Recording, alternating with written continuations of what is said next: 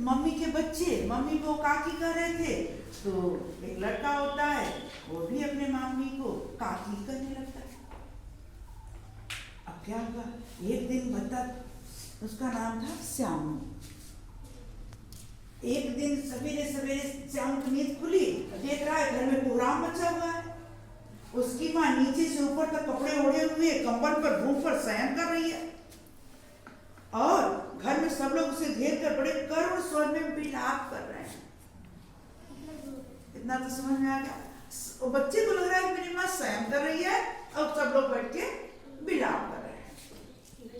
लोग जब उसकी माँ को स्मशान ले जाने के लिए उठाने लगे, तब श्यामू ने बड़ा उपद्रव मचा। लोगों के हाथ से छूटकर वो माँ के ऊपर जा गिरा। बोला, काकी सो रही है, इसे इस तरह कहाँ ले जा रहे हो? मैं इसे न जाने दूंगा। लोगों ने बड़ी कठिनाई से उसे हटाया। काकी के अन्य संस्कार में भी वो न जा सका। दासी राम राम करके उसे घर में ही संभाले रखी। यद्यप बुद्धिमान गुरुजनों ने उसे विश्वास दिलाया, उसकी काकी उसके मामा के यहाँ गई, परंतु यह बात उससे छिपी न रह सकी कि काकी और कहीं नहीं, ऊपर राम के यहाँ चली गई। काकी के लिए कई दिन लगातार रोते रोते उसका रुदन तो धीरे धीरे शांत हो गया, परंतु मन शांत न हो सका। प्रायः अकेला बैठा बैठा शून्य मन में आकाश की ओर ताकता रहता।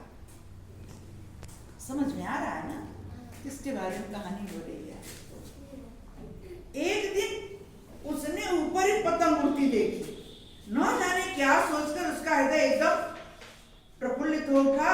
पिता के पास जाके बोला, काका मुझे एक पतंग मंगा दो, अभी मंगा दो। पत्नी की मृत्यु के बाद विश्वेश्वर बहुत अनमने से रहते थे। अच्छा मंगा दूंगा, वे उदास भाव से और कहीं चले गए। श्यामू पतंग के लिए बहुत उत्कंठित था। वह अपनी इच्छा को किसी तरह न रोक सका।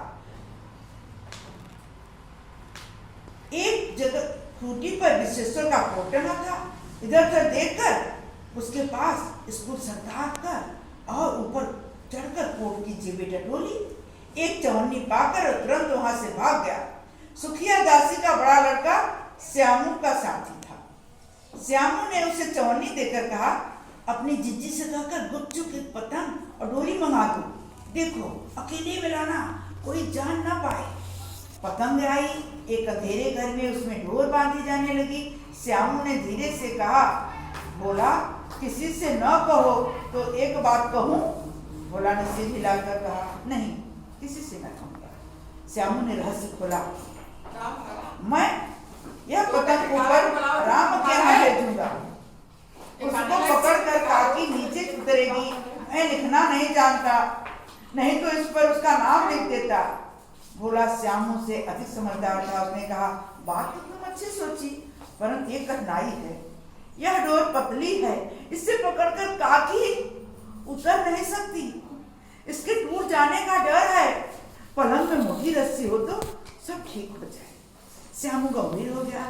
मतलब यह बात लाख रुपए की सुझाई, परंतु कठिनाई यह थी, मोटी रस्सी कैसे मंगाई जाए? पास में दाम है नहीं। घर के जो आदमी उसकी काकी को बिना दया माया के चला है, वे उसे इस काम के लिए कुछ देंगे नहीं। उस दिन श्यामू को चिंता के मारे बड़ी रात तक नींद नहीं आई। पहले दिन की ही तरकीब से दूसरे दिन फिर उसने पिता के कोट से 1 रुपया निकाला, ले जाकर भोला को दिया और बोला, देख भोला किसी को मालूम न होने पाए, अच्छी अच्छी 2 रस्सियां मंगा दे। एक रस्सी छोटी पड़ेगी, जवाहिर भैया से मैं एक कागज पर काकी लिखवा लूंगा, नाम लिखा रहेगा तो पतंग ठीक उसी के पास पहुंच जाएगी। 2 घंटे बाद प्रफुल्ल मन से श्यामू और भोला अंधेरी कोठरी में बैठे हुए पतंग में रस्सी बांध रहे थे।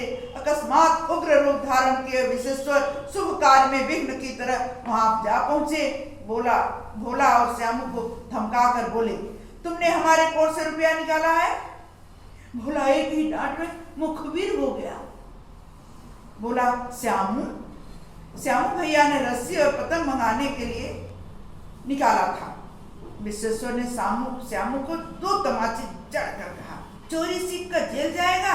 अच्छा, तुझे और अच्छी तरह बताता हूँ। कहकर कई तमाचे जड़े और कान मलने के बाद पतंग फाड़ डाली। अब रस्सियों की ओर देखकर पूछा, ये किसने मंगाई?